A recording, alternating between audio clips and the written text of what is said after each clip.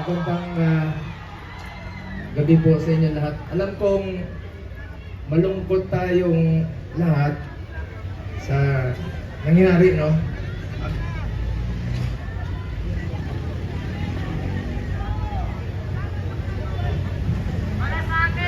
Alam nyo, kwento ko lang po sa inyo ang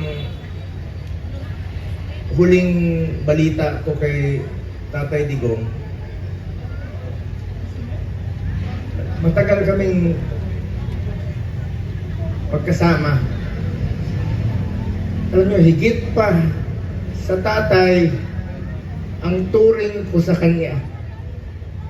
1998, una po akong nanilbihan sa kanya. Hanggang 2022, kahit senador na po ako, sinasamahan ko siya hanggang sa huling araw ng kanyang termino. Sumama po ako hanggang makauwi siya sa bahay niya noong June 30 of 2022. Alam ko yung hirap na niya. Halos hindi na nga makasuot ng medyas.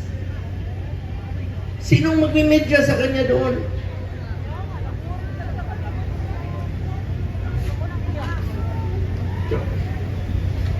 Sinabi ko.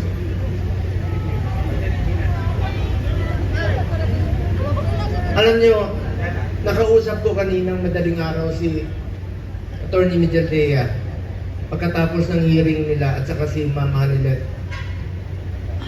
Kaya siya ganon siya magsalita.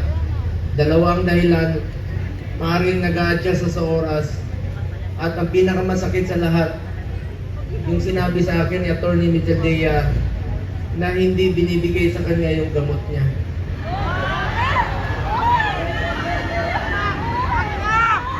Alam niyo ba, hindi nga niya alam kung ano yung gamot na iniinom niya, binibigay sa kanya ng nurse niya.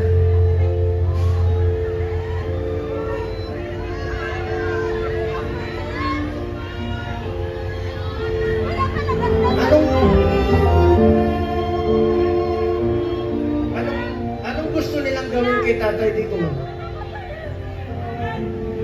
Kung kaya nilang ipadala si Tatay Digong doon, gawan nyo ng paraan paano siya ibalik dito.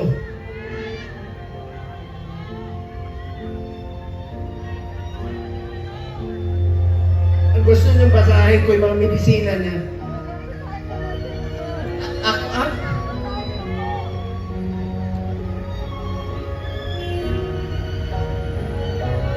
Minsan nagtitwitch yung kamay niya, sabi ni Bingbong kahapon.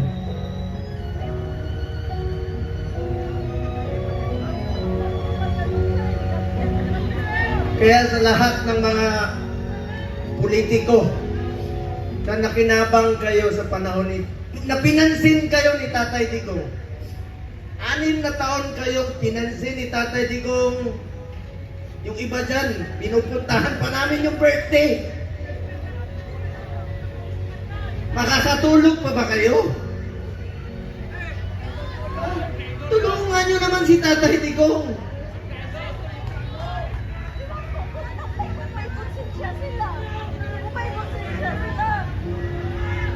Alam nyo, hindi naman tatakas si Tatay Digong. Nung Sabado, maraming nagpapayo sa kanya. Kami, sinabihan namin, Tatay Digong, pagpaliban mo muna. Pagpaliban mo muna yung pagpapauwi mo rito. Alam ni Mama Hanilet yun, alam ni Iyes yun, alam na mga kasama niya. Dahil meron na pong threat sa kalusugan niya, sa buhay niya. Di natin alam eh. Pero mas pinili niyang umuwi at harapin.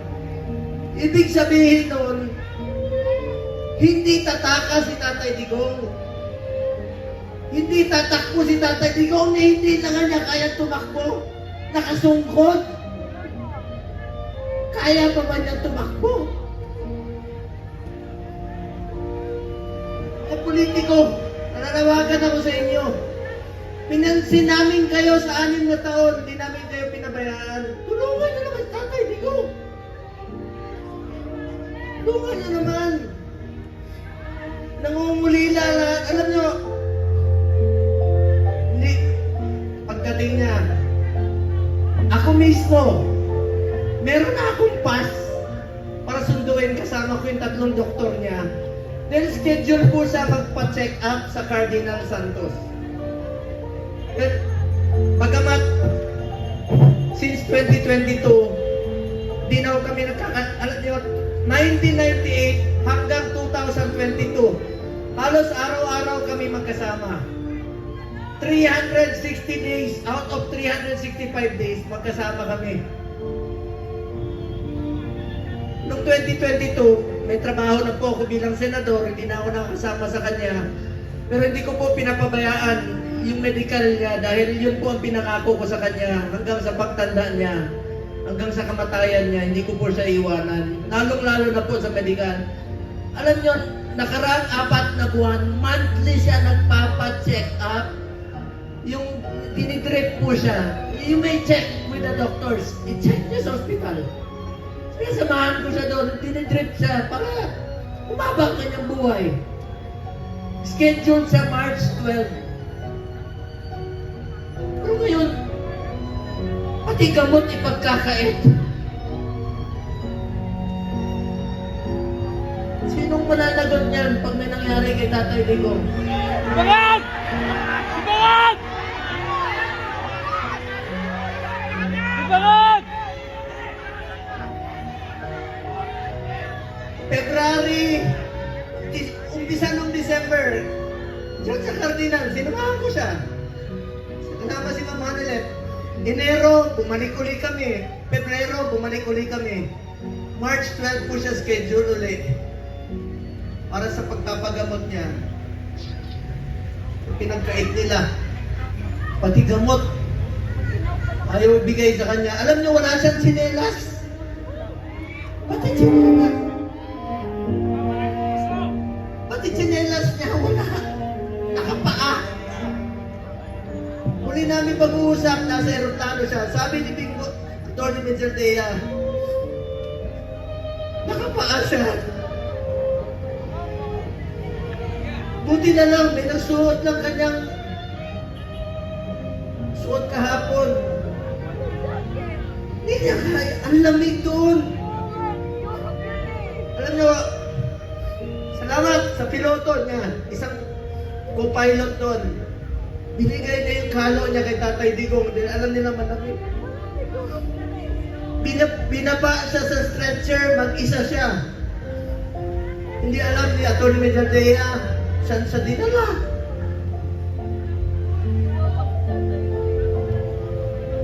Alam ko na ulila kayo, nakausap ko si Kitty kahapon. Alam niyo, bilib ako kay Kitty. Sa murang edad na 20, dapat hindi siya kasama sa politika. Dapat nag-aaral siya ngayon. Pero sinama siya sa dumi ng politika. Tinawagan ko siya kahapon. Sabi niya, ninong niya ako eh. Sabi niya, Ninong Bong. Hindi ko mapigilan. Umiyak. First time ko umiyak talaga.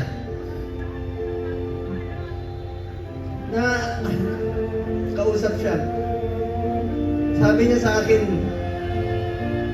Ninong, ikaw na muna ang tatay ko. Pero wala na akong tatay.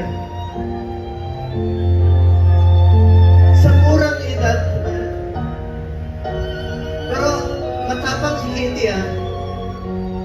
Sobrang tapang ni Kitty. Sabi niya, Ninong, be strong, be straightforward. Ito yung panahon na magkaisa ang Pilipino.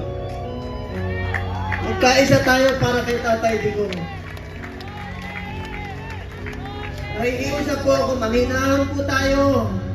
Huwag po tayo gumawa ng bagay na ibabalik sa atin. Mga Pilipino, magkaisa po tayo para kay Tatay Digong. Importante muna ang kalusugan.